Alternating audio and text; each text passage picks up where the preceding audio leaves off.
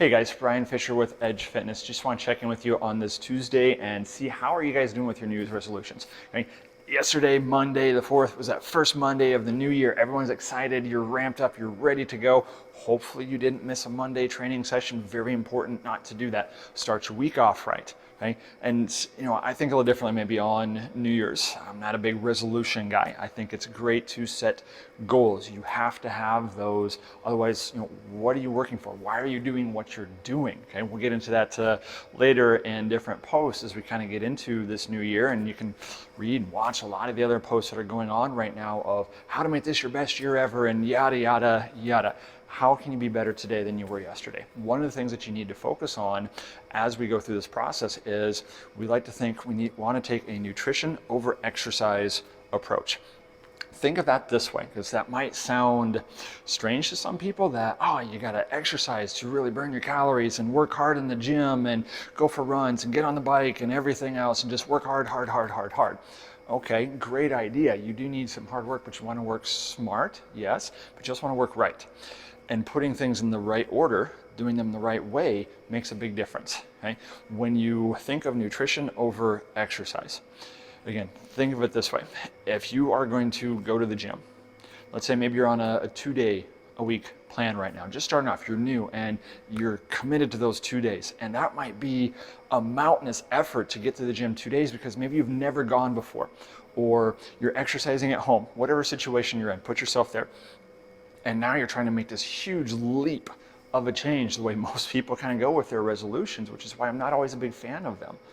Because why is it okay at the beginning of the year to take a big, huge, giant leap and go all or nothing? Really it's good to sometimes put yourself out there. And we say, BHAG, big, hairy, audacious goals. Love that term from some of Jim Collins' classic work on Good to Great, Built to Last, different things there. And you need something that scares you. You need something that challenges you, or it doesn't change you, as the cliche goes. There's a lot of truth to that.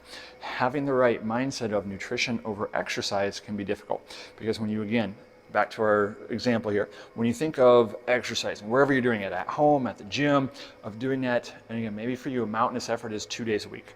Maybe you're already been going and you want to increase that frequency and you're going to go 3 or 4 days a week. Maybe you're just going to go from 0 to 6 days a week. That's a huge leap.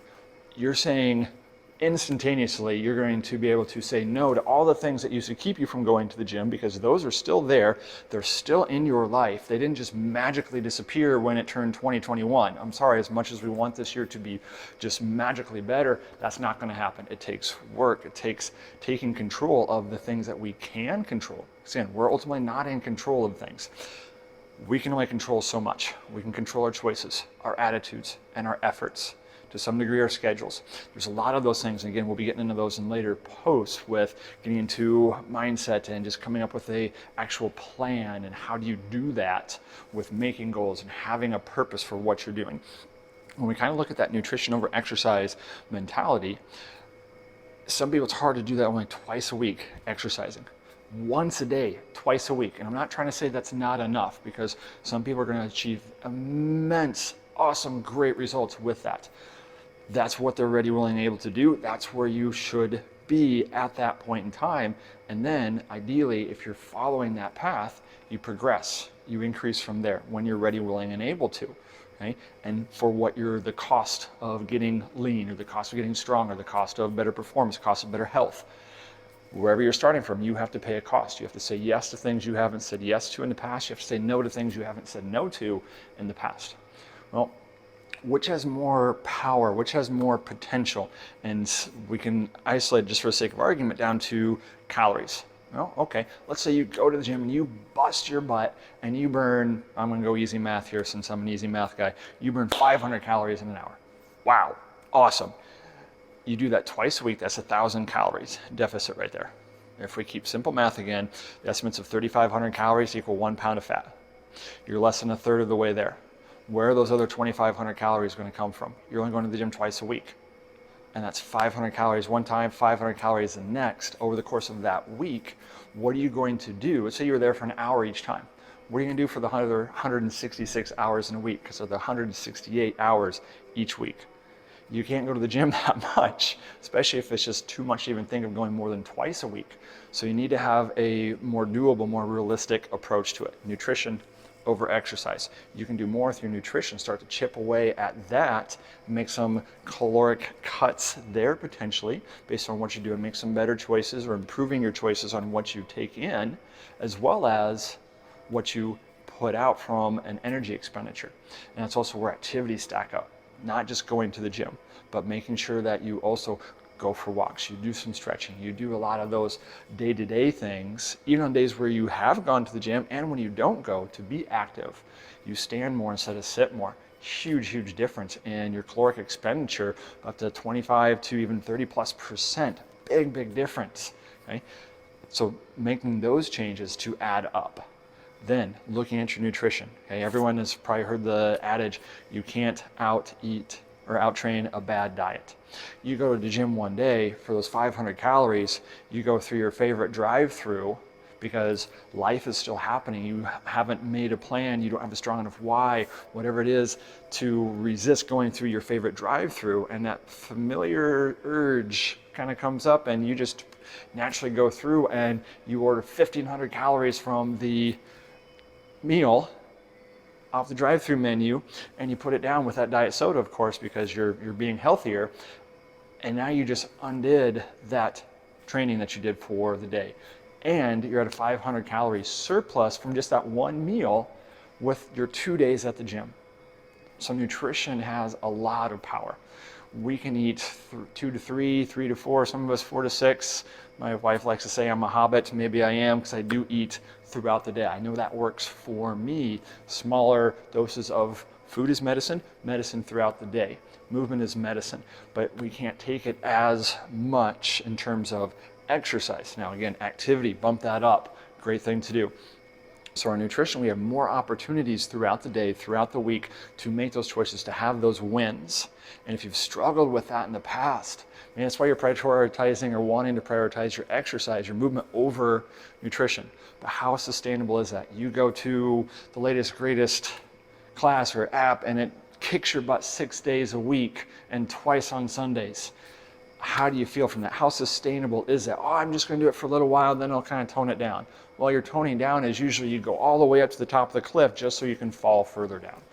Nutrition and exercise together, you need them both. I'm not trying to say it's nutrition without exercise, but nutrition over exercise, kind of having that focus, that hierarchy, getting them both in. And again, sometimes you're going to dial up, dial down, so it's not necessarily, again, one or the other. Maybe you dial it up a little bit more on one, dialing up from where you are. But ultimately, we want to have that approach that I can do a little bit more with my nutrition in big picture when I'm ready, willing, and able to than I can with my exercise and movement. So again, you need both.